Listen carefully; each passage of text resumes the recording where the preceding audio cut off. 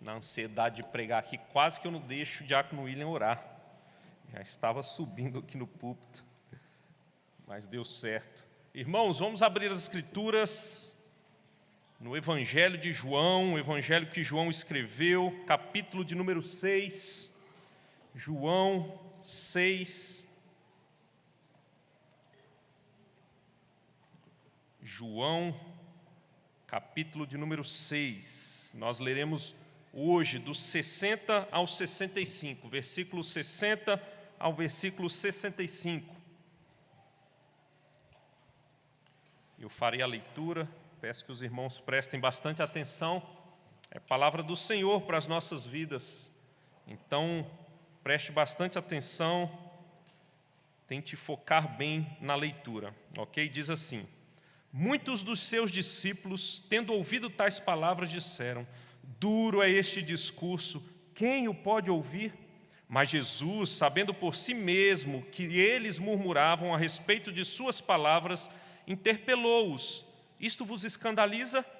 Que será, pois, se virdes o Filho do Homem subir para o lugar onde primeiro estava?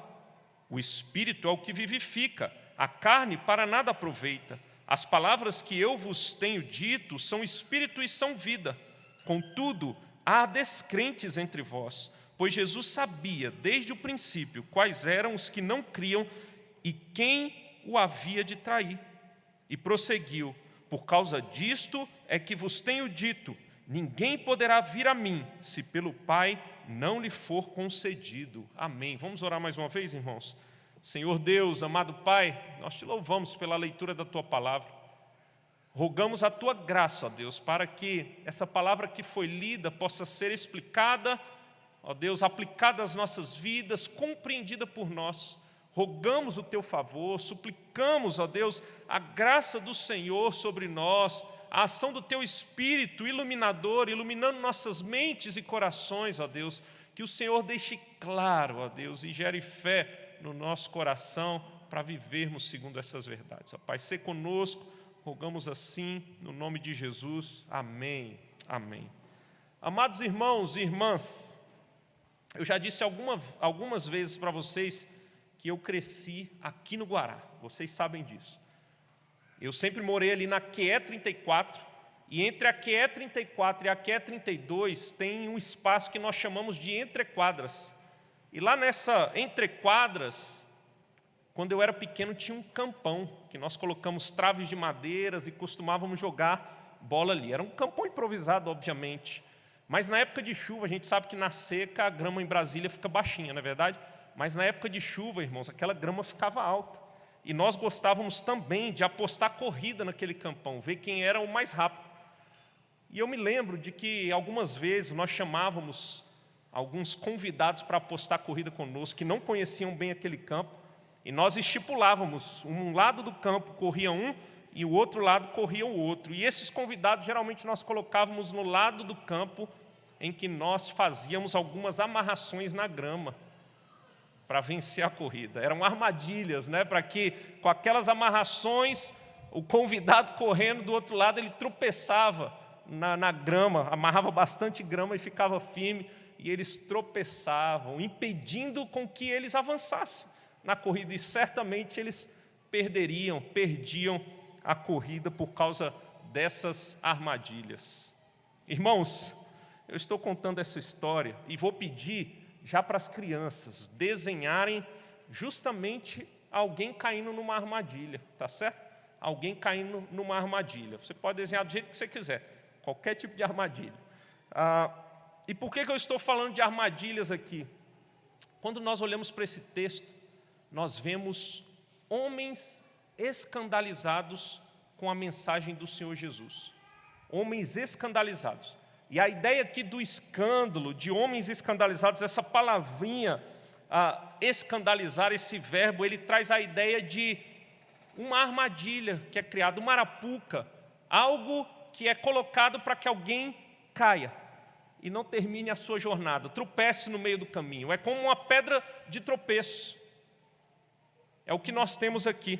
E nós vemos que a partir do discurso do Senhor Jesus, alguns dos que o seguiam ficam escandalizados. Mas esse escândalo, irmãos, mostra algo profundo. Esse escândalo mostra que alguns homens não criam no Senhor Jesus, não tinham uma fé verdadeira. E é justamente pensando nisto, pensando nesta centralidade do que o texto nos mostra, que nós vamos meditar no seguinte tema: escândalo para os que não creem. Escândalo para os que não creem é o título da nossa mensagem de hoje, neste texto, João 6, de 60 a 65. Escândalo para os que não creem. Irmãos, eu gostaria de dividir esse sermão em duas partes do texto, uma que mostra, de fato, aqueles que não creem, e nós vamos ver algumas características desses homens que não creem, tentar aplicar para as nossas vidas, e vamos ver qual é a única possibilidade de homens crerem no Senhor. Tá certo? Então nós vamos ver os que não creem, e nós vamos ver a possibilidade para se crer no Senhor. Como é possível alguém de fato crer no Senhor? O que acontece no texto da próxima semana, né? Alguns mostram fé verdadeira no Senhor Jesus, e é maravilhoso, mas hoje vamos ficar com os que não creem. Irmãos, é interessante, porque nesse grande sermão do Senhor Jesus, nessa grande porção de texto, iniciada aqui no capítulo 6, a partir do verso 22, nós vemos esse discurso em que o Senhor ele se mostra como o pão da vida. O pão da vida que desce dos céus, o pão que pode dar vida, o pão que dá vida eterna, aquele que se comerem dele, esses obterão vida, serão alimentados verdadeiramente. E esse sermão, irmãos, ele de cara causa um estranhamento ao que o texto vai chamar de judeus. Ele vai caracterizar alguns homens que ficaram escandalizados como judeus. No verso 36 diz assim para nós: porém eu já vos disse que, embora me tenhais visto, não credes. Todo aquele que o Pai me dá, esse virá a mim. Ele está falando em relação aos judeus, irmãos, que não creram no Senhor Jesus. Alguns judeus, de fato, não exerceram fé. Alguns judeus não colocaram esperança no Senhor Jesus. Esses judeus, eles dizem respeito a líderes entre os judeus, escribas, fariseus, mestres que tinham alguns seguidores que eram hostis ao Senhor Jesus. Estes não creram no Senhor, eles rejeitaram, eles rechaçaram a fala, o sermão do Senhor Jesus logo de cara. Mas nós vemos outros dois grupos que estão aqui como ouvintes do Senhor Jesus. Nós temos os chamados discípulos, e nós vamos concentrar a atenção neles, e nós vamos ver também os 12, e nós devemos diferenciar esses discípulos dos 12. Os 12 estão dentro desse grupo maior de discípulos, mas os 12 se diferenciam, e há outros também que se diferenciam, porque evidenciam fé verdadeira, mas existe um tipo de discípulos que eles parecem caminhar com o Senhor Jesus.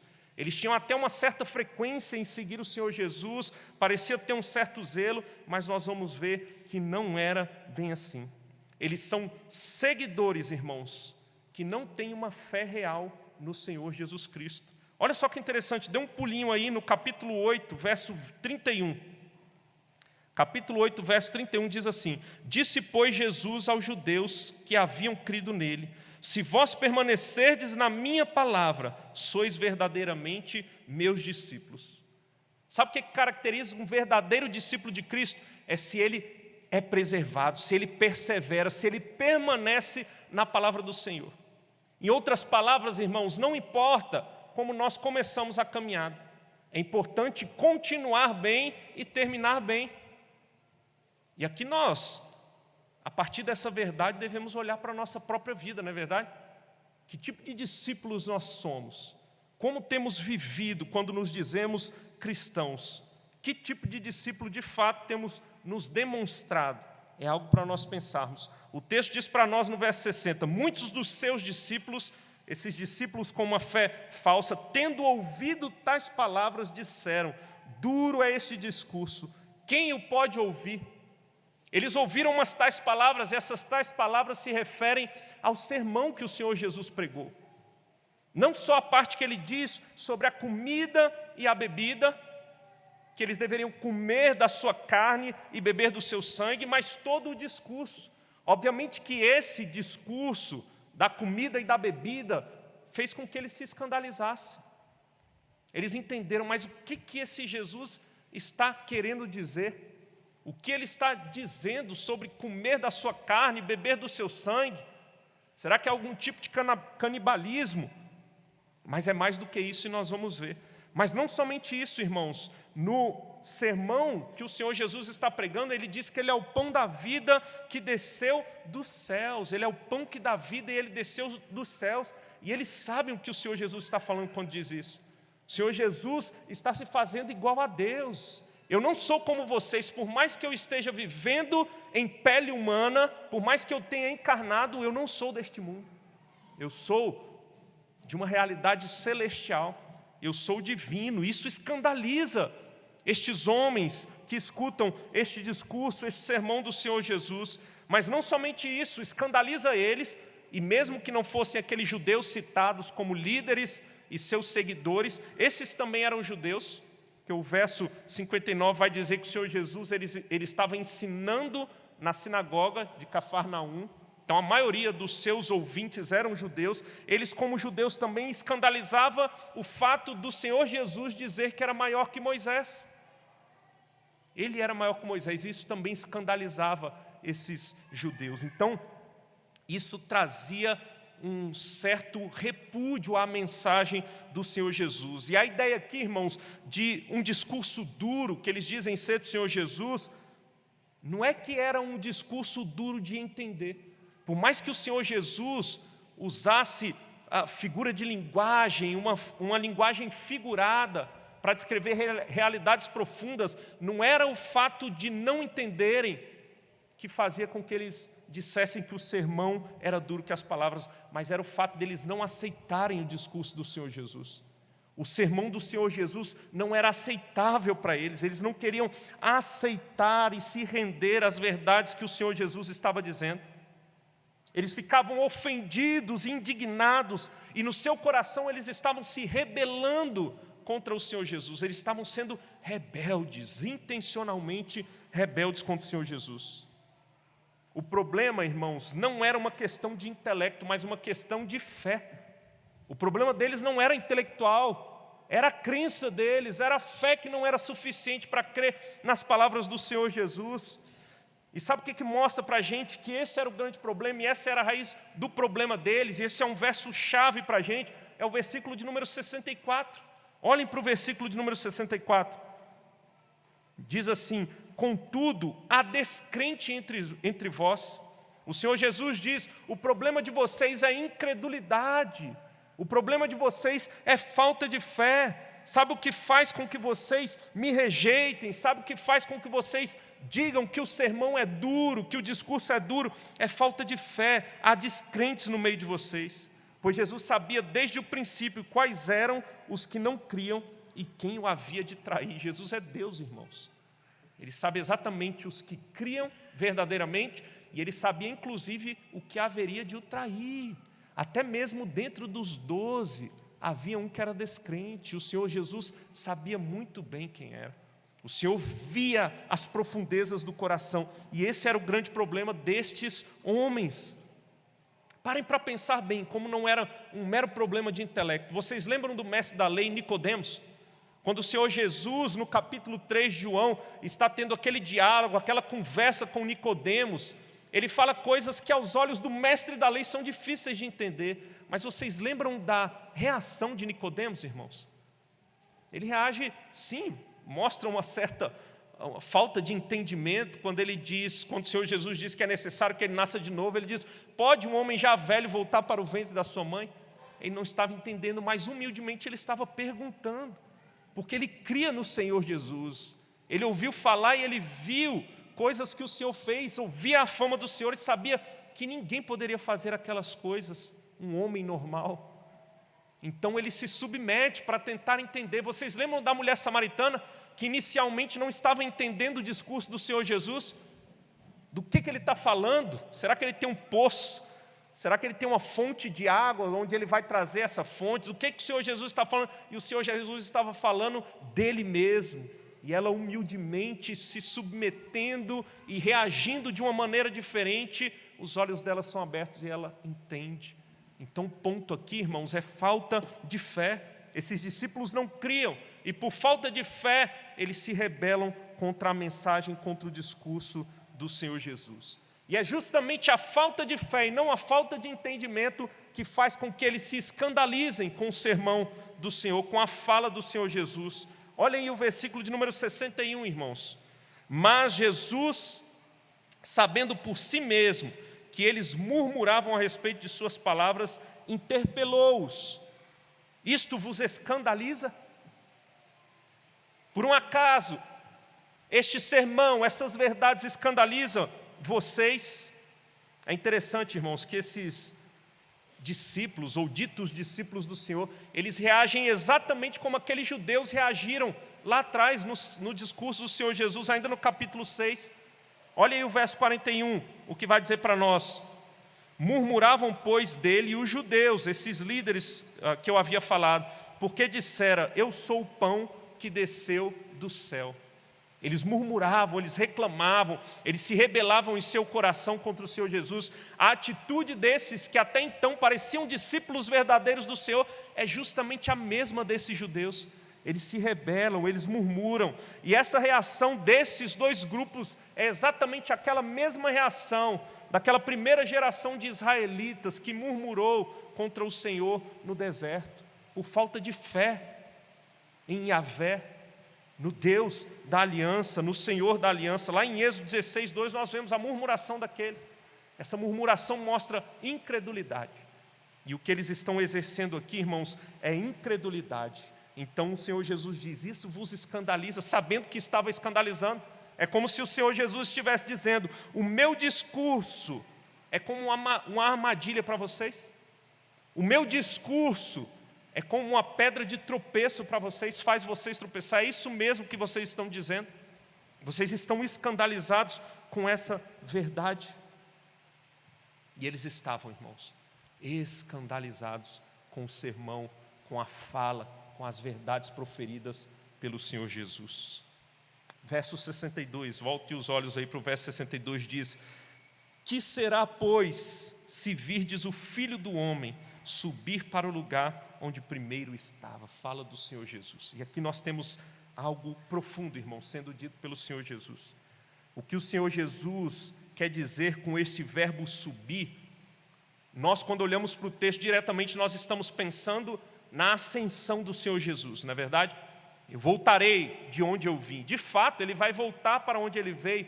Vocês estão duvidando que eu sou o pão da vida que desceu dos céus? Eu vou voltar para os céus, eu vou voltar para o lar celestial, eu estarei à destra de Deus Pai, eu voltarei para lá e vocês verão. Mas não é somente isso, irmãos. Esse verbo subir traz a mesma ideia do verbo levantado, que muitas vezes é proferido em relação ao Senhor Jesus, que sim, tem a ver com a ascensão, mas não começa na ascensão. A exaltação de Cristo, irmãos, começa na cruz do Calvário.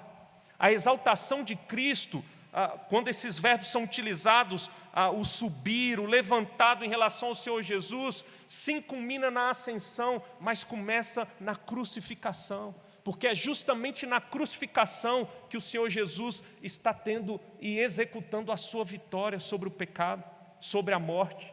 Ali Ele está começando a sua exaltação, começa na crucificação, passa pela ressurreição e culmina na ascensão do Senhor Jesus. Ou nós podemos dizer que culminará de uma vez por todas na sua volta, quando Ele voltará reinante, mostrando que Ele é o leão de Judá para todos, todos verão.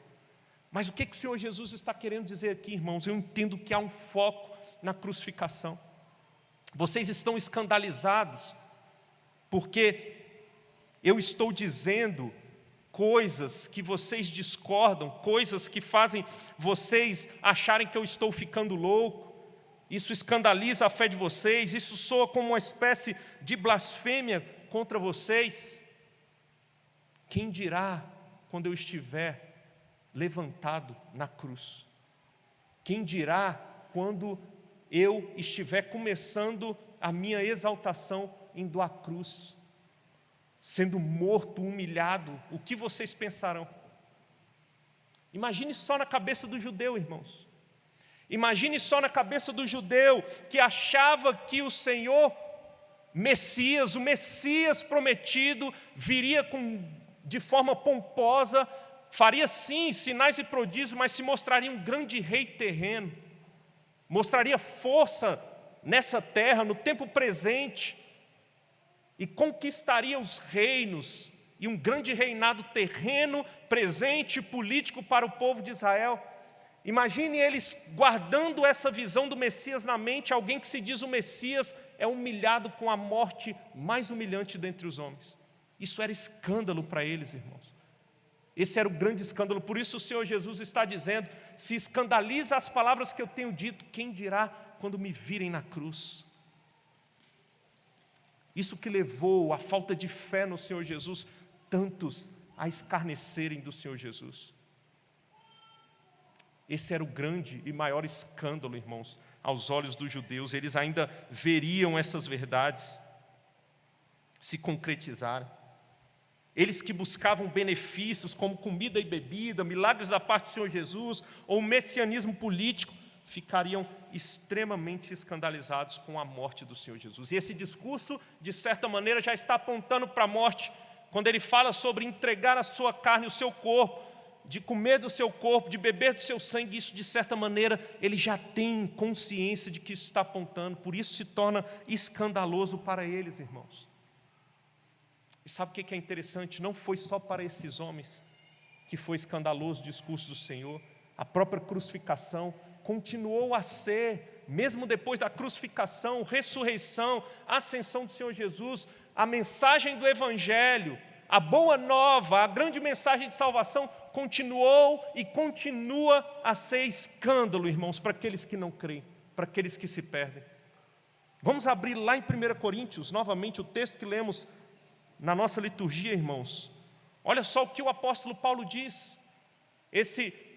A mensagem do Evangelho, a mensagem da cruz, o Evangelho que versa sobre a cruz do Calvário, continuou a escandalizar muitos entre os judeus, e não só judeus, mas gentios também, achavam que era loucura essa ideia da salvação pela morte humilhante de alguém. Olha o que diz aí, do 18 ao 23 apenas: certamente a palavra da cruz é loucura para os que se perdem, mas para nós que somos salvos, poder de Deus, pois está escrito: destruirei a sabedoria dos sábios e aniquilarei a inteligência dos instruídos. Onde está, ó sábio? Onde está o sábio? Onde o escriba? Onde o inquiridor deste século? Porventura não tornou Deus louca a sabedoria do mundo? Visto como na sabedoria de Deus o mundo não o conheceu por sua própria sabedoria, aprove a Deus salvar os que creem pela loucura da pregação. Porque tanto os judeus pedem sinais, como os gregos buscam sabedoria. Mas nós pregamos a Cristo crucificado, escândalo para os judeus, loucura para os gentios. Essa mensagem, irmãos, continua sendo escândalo e loucura. Essa mensagem continuou a ser e continua nos nossos dias sendo escândalo e loucura. Os sábios dos nossos dias, irmãos, continuam achando que a mensagem que nós pregamos é loucura. Os religiosos dos nossos dias continuam achando que a mensagem que nós pregamos é escândalo. E essa mensagem continua sendo algo repugnante para aqueles que não creem no Senhor. É por isso que os cristãos continuam a ser perseguidos nos nossos dias. É por isso que as pessoas têm ojeriza de cristãos que vivem piedosamente, que pregam essa mensagem. É por isso que no nosso tempo há um esforço de Satanás e da mentalidade do mundo, da mentalidade mundana, de abafar a verdade do Evangelho nos nossos dias, irmãos, porque continua sendo escândalo para os que não creem. E deixa eu dizer uma coisa para vocês: a maioria das pessoas que vivem nessa terra não creem, e essa mensagem continua a ser escândalo, irmãos. Ela continua a ser escândalo. E não é somente para aqueles que nós olhamos e estão perdidos, que aparentemente estão longe do Senhor. Nós poderíamos ficar nessa aplicação daqueles que se perdem, que claramente aos nossos olhos, pela evidência da fé, ou melhor, da vida deles, eles mostram que eles não creem, mas isso já poderia ter sido dito quando falamos dos judeus que deixaram essa mensagem, se escandalizaram rapidamente. Mas percebam que o texto fala de pessoas que por um momento seguiram o Senhor Jesus. Seguiram o Senhor Jesus. Irmãos, essa mensagem continua sendo escândalo, até mesmo para muitos nos nossos dias que se dizem cristãos. Vocês sabiam que muitos cristãos, ou ditos cristãos, continuam indo atrás de Jesus por causa de dinheiro, irmãos? Vocês sabiam que o dinheiro move pessoas a buscarem Jesus? Como se Jesus fosse um gênio da lâmpada, ou um Silvio Santos, que vai distribuir dinheiro, e se você aceitar Jesus, você vai ser rico e próspero nessa terra. Muitas pessoas continuam buscando. E pode ser que tenha alguém aqui no nosso meio, algumas pessoas que buscam Jesus simplesmente para melhorar de vida. Há pessoas que buscam Jesus achando que se tiver Jesus, agora eu vou ter saúde, agora a coisa vai dar certo, Ele vai cuidar de mim, Ele vai cuidar da minha saúde. Há pessoas que buscam Jesus para ter sucesso nessa vida. Venha para Jesus e sua vida vai ser uma maravilha. Venha para Jesus e você vai ver que todas as coisas vão melhorar. Seu casamento vai ser mil maravilhas, a sua carreira, o seu trabalho, você vai ter sucesso, você vai ver que você vai ter uma vida como você nunca teve antes. Irmãos, parece que o que eu estou dizendo acontece em uma ou outra esquina, com placa de igreja por aí, mas não é, irmãos. Não é. No Brasil e no mundo, muitos buscam Jesus por causa dos benefícios ou supostos benefícios que Jesus promete oferecer. Pessoas têm buscado o Senhor. Se você vê discursos de pessoas que são até conhecidas nas redes sociais, ditos cristãos, é só mensagem de autoajuda, é só melhora nessa vida, no tempo presente. Pessoas continuam buscando o Senhor dessa maneira, como esses falsos discípulos.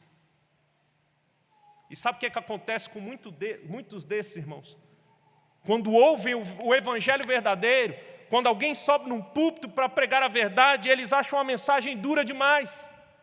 Eles acham que essa mensagem é escandalosa, que isso não é verdadeiro cristianismo.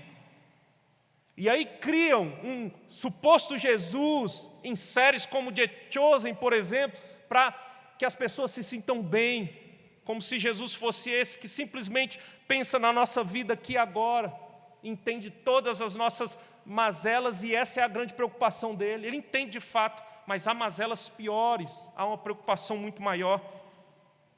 Quando um pregador sobe no púlpito e fala do inferno eterno, inferno de fogo, muitos se escandalizam e se arrepiam nas suas cadeiras e falam: não posso suportar esse tipo de discurso.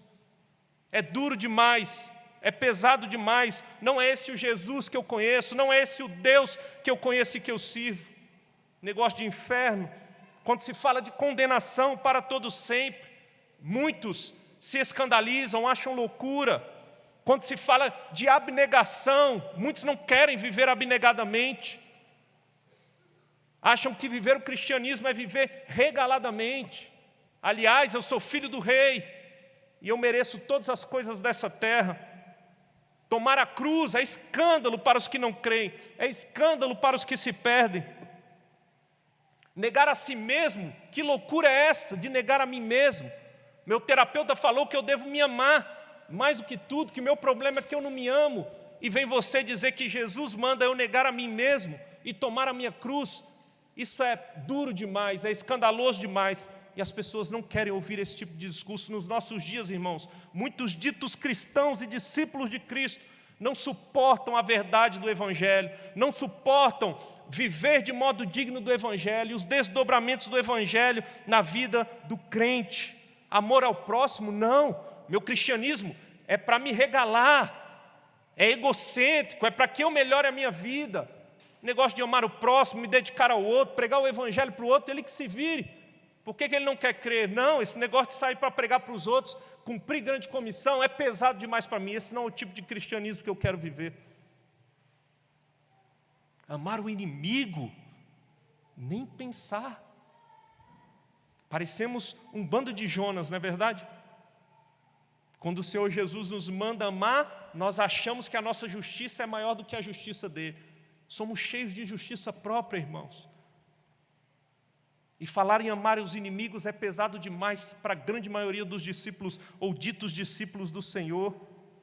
Submissão às autoridades, submissão da esposa ao marido, submissão aos líderes, enquanto estes forem submissos às Sagradas Escrituras, é pesado demais para mim. A palavra autoridade não dá para mim, isso é pesado demais. Esse é o cristianismo que muitos querem viver, irmãos. Confrontação de pecados, quem é você? As pessoas querem viver nos seus pecados, irmãos. Confronte os pecados e você vai ver a reação.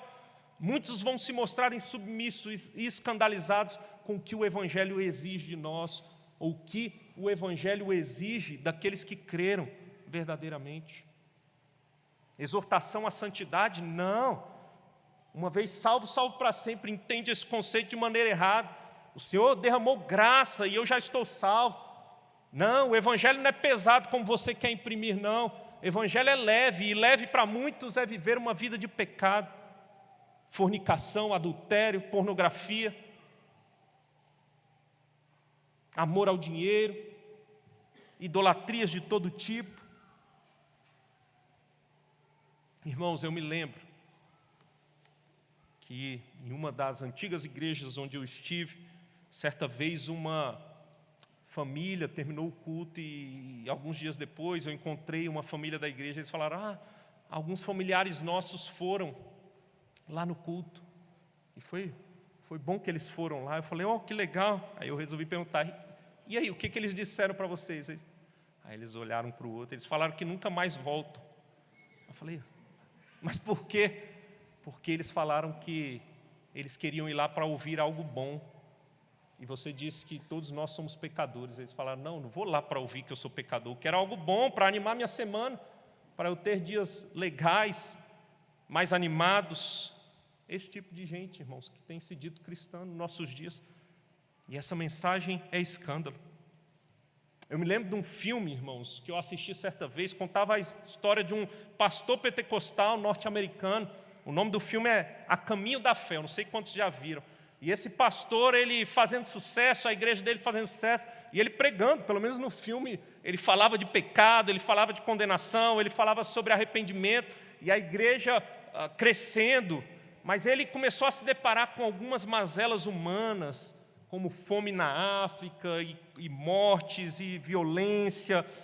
E ele começou a entender, as pessoas já sofrem demais nessa terra. E começou a desacreditar do discurso de Jesus e do que a palavra ensina. E ele começou a abandonar a mensagem que ele pregava. A própria igreja começou a não querer escutá-lo, porque ele não falava mais de pecado e arrependimento. Ele falava que o Senhor Jesus abraçava todos. E então, para resumir a história, ele sai da igreja, a igreja não quer mais ficar com ele, e ele tem uma crise de fé. E na história e no roteiro do filme ele encontra o verdadeiro caminho da fé, porque ele abre uma igreja inclusiva, que aceita todos, e começa do zero novamente, de maneira agora mais leve, branda, já não fala mais de pecado. Na igreja dele tem todo tipo de pessoas, adúlteros, viciados em drogas, homossexuais, de todos os tipos. E não é aquela ideia de vem que você vai ouvir o Evangelho, é vem e fique como você está, porque aqui você aceita e Jesus aceita todo mundo. E esse filme faz sucesso. As pessoas gostam e entendem que ele encontrou o verdadeiro caminho da fé. Talvez você olhe para tudo isso e pense, louvado seja Deus que eu não sou como estes. Talvez você pense, que maravilha que eu estou numa igreja saudável, vou aos cultos todos os domingos, fiz minha profissão, pública profissão de fé, fui batizado, não falta um domingo sequer. Que maravilha, eu não sou como esses. Irmãos, deixa eu dizer uma coisa para vocês. O Senhor Jesus vai dizer que Ele sabia até mesmo quem iria o trair. Judas compôs o colégio apostólico. Ele caminhou com o Senhor Jesus. Vocês sabiam que ele andou com o Senhor Jesus? Vocês sabiam que Judas viu os milagres, ele estava presente. Não faltava uma reunião dentre os apóstolos, ele estava ali sempre junto. Ele sentou à mesa com o Senhor, caminhou com o Senhor. Bem provavelmente, nas missões que o Senhor Jesus mandava de 2 em 2, Judas deve ter batizado pessoas, deve ter feito milagres. Ali estava Judas. E ele não cria verdadeiramente. Não cria verdadeiramente. Em algum momento ele abandonou a fé, ele apostatou, ele deixou de lado porque era escândalo para ele também essas verdades. Irmãos, quando eu olho para um texto desse, eu fico pensando, hoje eu não sei quantas pessoas nós temos aqui, talvez pela manhã tenha dado mais, mas são muitas pessoas, nós temos muitas pessoas nessa igreja local. E meu coração aperta, irmãos, em pensar na possibilidade de que alguns entre nós não são verdadeiros discípulos de Cristo. Você já parou para pensar nessa possibilidade? Alguns entre nós podem não ser verdadeiros discípulos de Cristo. Alguns dentre nós podem ser, nas palavras do apóstolo Paulo, quando escreve aos Filipenses capítulo 3, de 18 a 20, ele vai falar que alguns são inimigos da cruz de Cristo, escrevendo para a igreja de Filipos. Alguns dentre eles eram inimigos da cruz de Cristo. E para resumir a conversa de Paulo, ele diz, porque estes vivem para o próprio ventre, para o próprio estômago, vivem para as coisas terrenas, os olhos deles estão postos nas coisas dessa terra, como esses discípulos e estes judeus. Já pararam para pensar que Paulo teve muitos companheiros de viagens e de empreitada, e muitos desses companheiros, alguns deles abandonaram o apóstolo Paulo. Quando ele escreve sua última carta, segunda carta a Timóteo, capítulo 4, verso 10, ele vai falar de um tal Demas, que tendo amado o presente século, o abandonou. Ele vai falar no verso 14 de um tal Alexandre o Latueiro, que o causou muitos males, e o próprio Senhor daria a paga ao Alexandre Latueiro. Alguns caminharam bem por um momento, mas abandonaram, irmãos. Alguns aparentaram caminhar bem, mas não creram verdadeiramente no Senhor. A pergunta que eu faço é, você crê verdadeiramente no Senhor? Você crê verdadeiramente no Senhor? E aqui eu não estou falando de vir na igreja e ter o seu nome no hall de membros. Sua vida é devotada, é voltada, é entregue ao Senhor. Você já tomou a sua cruz, negou-se a si mesmo e tem vivido inteiramente para o Senhor Jesus. Você tem prazer na presença do Senhor. Pode ser que muitos ou alguns entre nós, irmãos, estejam aqui porque acham o ambiente legal, porque acham a palavra talvez boa, atraente, interessante. Tem um pessoal legal, temos eventos legais. É muito bom estar aqui. Talvez você ouça coisas que satisfaçam o seu intelecto. A pergunta que eu faço é, você já rendeu a sua vida ao Senhor Jesus verdadeiramente? Ou o seu coração está preso às coisas dessa terra ainda? Será que você está aqui e busca o Senhor buscando, na verdade, benefícios terrenos e para essa vida? Irmãos, eu fico pensando, irmãos, essa semana eu já derramei lágrimas, pensando nos meus irmãos cristãos nigerianos, que têm morrido, sido perseguidos e mortos e martirizados na Nigéria. Eu não sei quantos de vocês sabiam, mas desde 2009 até aqui, já foram mais de 52 mil cristãos que morreram na Nigéria. Cristãos estão sendo perseguidos. Só esse ano, mais de 7 mil cristãos morreram. Você jamais vai ver isso na mídia sendo dito, mas cristãos estão morrendo por causa da sua fé, porque amam o Senhor Jesus verdadeiramente. Cristãos têm morrido e não abrem mão da sua fé. Porque são cristãos verdadeiros, discípulos que estão prontos não só a padecer, mas a morrer pelo nome de Jesus. Foram mais de 19 mil igrejas destruídas na Nigéria, irmãos. É muita coisa. E quando eu olho para isso, eu fico me perguntando, e na verdade eu tenho uma resposta.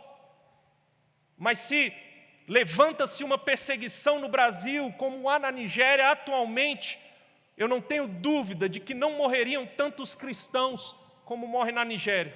Não morreria. E não é porque nossa igreja é forte e batalharia e pegaria em armas. Não, é porque muitos de nós apostatariam.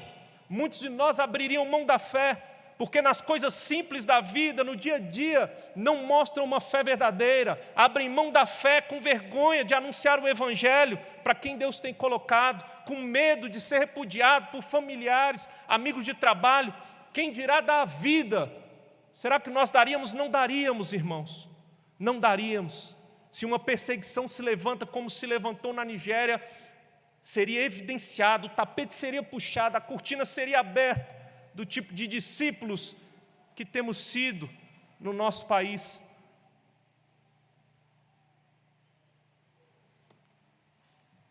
Que tipo de discípulo você tem sido? Nas coisas do dia a dia, você tem se mostrado um cristão verdadeiro? Você tem buscado santidade? Você tem lutado contra o pecado? Ou você nas coisas simples abre mão? E você acha que isso não acaba revelando o tipo de fé?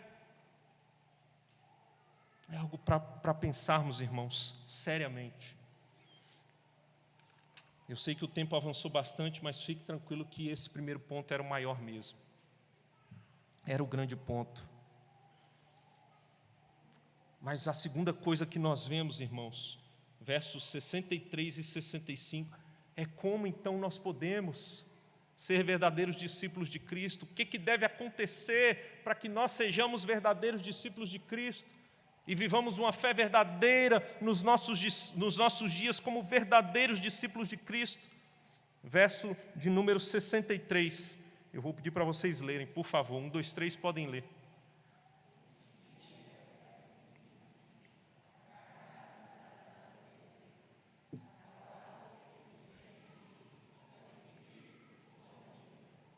Amém, até aí. Irmãos, o que o Senhor Jesus quer dizer aqui? Esse versículo, ele tem interpretações diferentes acerca dele. Alguns entendem que, à luz do contexto anterior ao discurso do Senhor Jesus, que vem sendo dito, eles entendem que o que o Senhor Jesus está dizendo aqui, nesse versículo 63, é o seguinte: vocês não estão entendendo o que eu quero dizer, e o que eu quero dizer é que vocês não devem comer literalmente da minha carne. Não é isso que eu estou falando. A carne física minha para nenhum proveito ou nenhum benefício tem para vocês. Creiam em mim, vocês serão alimentados espiritualmente e receberão vida eterna. Então, à luz do contexto anterior, faz bastante sentido, e eu creio que essa verdade está presente. É como se o Senhor Jesus estivesse fazendo uma correção. Não estou falando de algo literal. O comer da minha carne é algo espiritual. Pela fé, vocês se apropriam da minha carne e se alimentam dela. Vocês bebem do meu sangue pela fé e vocês recebem vida. Mas à luz do contexto imediato e posterior, irmãos, parece que vai além disso. E eu creio que esses dois significados estão presentes. Isso acontece nas Escrituras. Algumas falas têm mais de um significado. Intencionalmente, eu creio que o Senhor Jesus facilmente pode ter tido essas duas intenções pelo contexto anterior e posterior. Mas no contexto posterior, parece que o Senhor Jesus está dizendo que pelos próprios méritos, que pela força do próprio braço, não há possibilidade de se crer. Vocês não são discípulos e vocês estão tentando pelos próprios méritos. Vocês lembram que os judeus, irmãos, era praxe entre os judeus tentar alcançar a salvação pelos méritos, pelo cumprimento da lei. Nós vamos ver que o Senhor Jesus ele vai falar de uma falta de fé aqui, então esse contexto mostra, no verso de número 64, que faz sentido essa ideia, é uma falta de fé. O verso 65, ele vai relembrar aquilo que ele já havia dito, que ninguém pode ir a ele se o Pai não trouxer, se o Pai não der, não conceder. E essas verdades posteriores à fala do Senhor Jesus no verso 63 mostram que existe uma realidade em que só o próprio Deus, agindo no coração do pecador, o pecador pode ir ao Senhor e exercer fé verdadeira. Só o próprio Deus, na pessoa do Espírito Santo, pode gerar fé verdadeira, pode regenerar de tal maneira que a reação do pecador à mensagem do Evangelho não vai ser de escândalo, mas de fé, de submissão, de apreensão. É necessário o Espírito, irmãos, é necessário que o próprio Deus haja. Dê um pulo aí rapidamente lá em 2 Coríntios 3, 2 aos Coríntios, capítulo 3, versos 4 e 6 apenas. 2 Coríntios 3, 4 a 6, 4, 5 e 6. Olha só que interessante, eu vou ler esse texto porque no final o apóstolo Paulo repete justamente as palavras que o Senhor Jesus diz aqui. Ele diz assim a partir do verso de número 4. E é por intermédio de Cristo que temos tal confiança em Deus. Não que por nós mesmos sejamos capazes de pensar alguma coisa, como se partisse de nós. Pelo contrário, a nossa suficiência vem de Deus, o qual nos habilitou para sermos ministros de uma nova aliança, não da letra, mas do Espírito. Porque a letra mata, mas o Espírito vivifica. Ele repete as palavras do Senhor Jesus, que o Espírito é o que vivifica, o Espírito vivifica. E aqui no contexto Paulo está dizendo, não adianta querer viver pela lei e cumprir a lei na força do seu próprio braço. Na força do seu próprio braço não há condições de vocês viverem a nova aliança, de terem um relacionamento com o Senhor. É por meio de Cristo, e para crer em Cristo somente o Espírito gerando vida em quem está morto, para crer nessa verdade. E eu creio que essa palavra de Paulo, ela dá apoio, ou ela é apoiada no que o Senhor Jesus disse. É necessário a ação, intervenção do próprio Deus. É necessário que o próprio Deus eleja os seus e no tempo determinado por Ele, Ele haja no coração, regenerando o pecador, dando vida em quem estava morto. Ele diz ainda que as suas palavras, que diz respeito ao seu ensino e de maneira mais objetiva, o Evangelho, elas são espírito e vida. As palavras do Senhor Jesus, elas agem. Não, irmãos, o Espírito Santo age paralelamente e junto à palavra do Senhor. Ninguém vai receber vida verdadeira apartado da palavra. E junto à palavra é necessário a ação do Espírito. Essas duas coisas acontecem concomitantemente. O Espírito dá entendimento para que se creia na palavra. E ao nos enchermos da palavra, somos enchidos do Espírito. Essas duas coisas acontecem junto. Essa palavra de vida nos faz lembrar do que lá em Deuteronômio foi dito, 8:3, Deuteronômio 8:3, que diz que não só de pão viverá o homem, mas de toda a palavra que procede da boca de Deus. Palavra repetida pelo Senhor Jesus na tentação que Ele passa no deserto.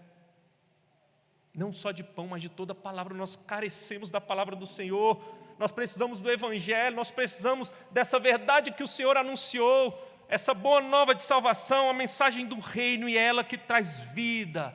Ela é espírito e vida, porque o Espírito é o Espírito vivificante, aquele mesmo Espírito lá de Gênesis 1:2 que é soprado e traz vida, ou o Espírito de Ezequiel 37 que gera vida no vale de ossos secos. É esse Espírito que dá vida, irmãos. E aqui ele está falando da vida eterna, vida abundante, vida verdadeira. Nós carecemos desesperadamente que o Senhor haja em nós, irmãos. Nós precisamos suplicar e caminharmos de joelhos dobrados, rogando: Senhor, não se aparte de nós. Dai-nos da Tua graça e mantenha-nos na Tua graça, porque se Deus tira a mão dele de sobre nós, qualquer um de nós, nós nos perderemos, irmãos. É o Senhor quem dá essa vida e quem nos mantém com essa vida, não vida biológica, mas essa vida eterna, essa vida espiritual. E aí ele complementa isso dizendo, e prosseguiu: por causa disto é que vos tenho dito, ninguém poderá vir a mim se pelo Pai não lhe for concedido. O Pai elege, mas no tempo determinado, o próprio Deus, na pessoa do Espírito Santo, age no coração daqueles que foram eleitos, convertendo os seus corações. A verdade, irmãos, é que se não for a graça de Deus, nós seremos como esses discípulos, e não como os discípulos que veremos na semana que vem, na perícope seguinte. Nós seremos como esses discípulos que não creem. Por isso precisamos nos humilhar, irmãos, e rogar desesperadamente: Deus, derrame da tua graça sobre mim. Deus, se eu tenho vivido de uma maneira que tem evidenciado falta de fé, que tem evidenciado uma fé falha, dai-me graça para viver em santidade e evidenciar a fé verdadeira. Dai-me do teu Espírito. Nós precisamos lutar diariamente e rogar a graça de Deus, porque nós carecemos da graça de Deus. É o mínimo que nós podemos fazer, irmãos, e o máximo é suplicar a Deus: haja em mim, eu sou fraco, mas eu preciso do Senhor. E deixa eu dizer uma coisa, se esse for o desejo do seu coração, já pode ser uma grande evidência de que há uma fé verdadeira habitando em você, de que o Senhor concedeu o Espírito Santo para desejá-lo, desejar como salmista, como vimos hoje no Salmo 84, viver nos átrios do Senhor, entender que um dia na presença do Senhor vale mais do que 1000, porque não há nada que se compare ao nosso Deus, e não há nada que se compare a estar na presença do Senhor, e é justamente isso que faz do céu o melhor lugar, irmãos, que pode existir, novos céus e nova terra, que estaremos na presença, sem pecado, sem qualquer mazela, vendo o Senhor Jesus como somos vistos por Ele. E nós devemos anelar por essa verdade, desejar de todo o nosso coração. Meus amados irmãos, vocês se escandalizam com essas verdades? A minha oração é que não.